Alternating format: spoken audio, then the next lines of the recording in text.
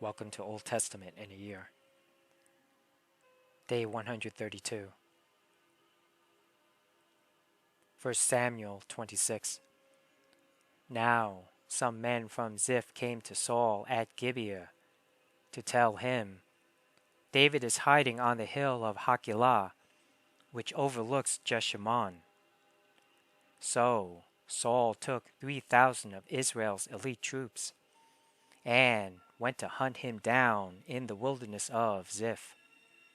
Saul camped along the road beside the hill of Hachilah, near Jeshimon, where David was hiding. When David learned that Saul had come after him into the wilderness, he sent out spies to verify the report of Saul's arrival. David slipped over to Saul's camp one night to look around. Saul and Abner, son of Ner, the commander of his army, were sleeping inside a ring formed by the slumbering warriors. "Who will volunteer to go in there with me?" David asked Ahimelech the Hittite, and Abishai, son of Zeruiah, Joab's brother. "I'll go with you," Abishai replied. So David and Abishai went right into Saul's camp and found him asleep, with his spear stuck in the ground beside his head. Abner and the soldiers were lying asleep around him. "God has surely handed your enemy over to you this time," Abishai whispered to David. "Let me pin him to the ground with one thrust of the spear. I won't need to strike twice." "No," David said. "Don't kill him, for who can remain innocent after attacking the Lord's anointed one? Surely the Lord will strike Saul down some day, or he will die of old age or in battle.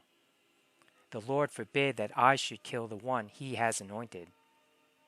But take his spear and that jug of water beside his head, and then let's get out of here." So David took the spear and jug of water that were near Saul's head. Then he and Abishai got away without anyone seeing them or even waking up, because the Lord had put Saul's men into a deep sleep.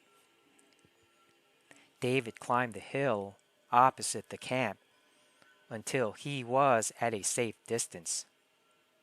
Then he shouted down to the soldiers and to Abner, son of Ner, "Wake up, Abner!" "Who is it?" Abner demanded. "Well, Abner, you're a great man, aren't you?" David taunted. "Where in all Israel is there anyone as mighty? So why haven't you guarded your master the king when someone came to kill him? This isn't good at all. I swear by the Lord that you and your men deserve to die, because you failed to protect your master, the Lord's anointed. Look around. Where are the king's spear and the jug of water that were beside his head?" Saul recognized David's voice and called out, "Is that you, my son David?" And David replied, "Yes, my lord, the king. Why are you chasing me? What have I done? What is my crime? But now let my lord the king listen to his servant.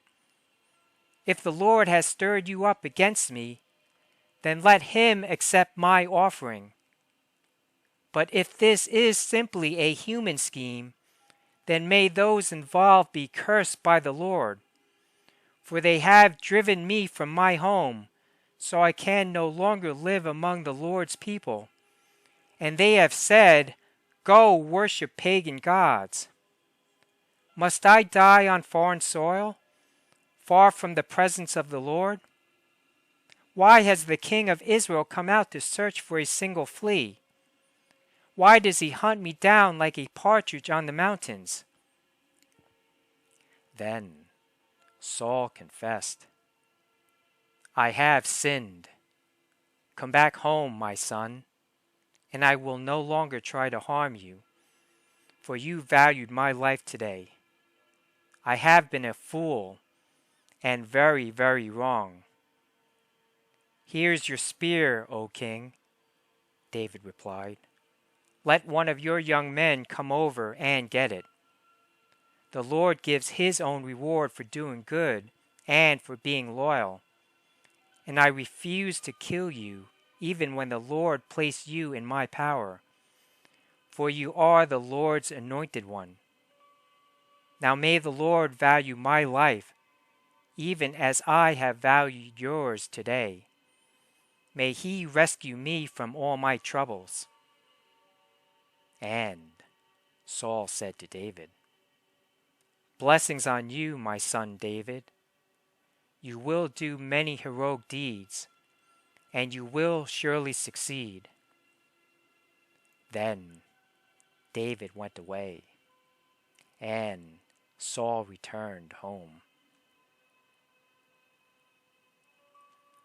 1 Samuel 27. But David kept thinking to himself, "Someday Saul is going to get me. The best thing I can do is escape to the Philistines. Then Saul will stop hunting for me in Israelite territory, and I will finally be safe." So David took his 600 men and went over and joined Achish, son of Maach, the king of Gath. David and his men and their families settled there with Achish at Gath.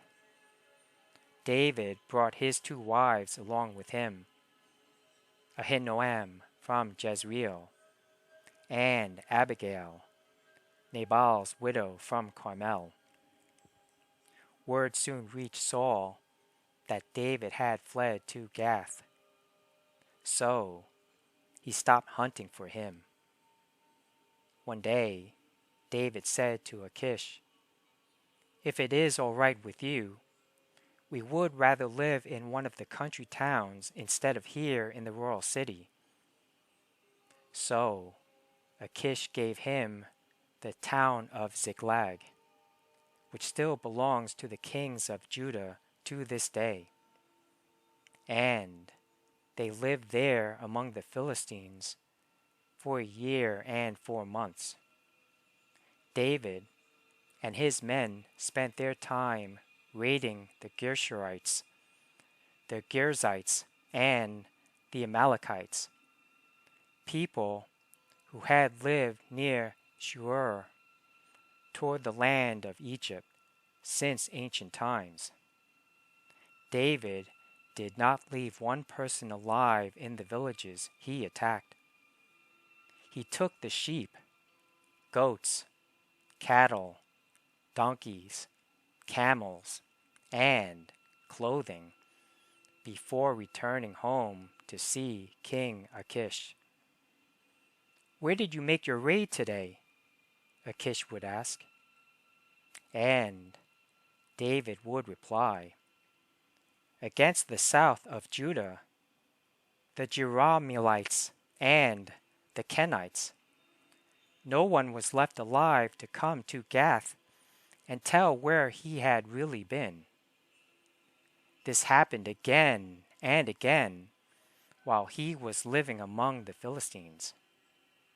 Achish believed David and thought to himself, "By now the people of Israel must hate him bitterly.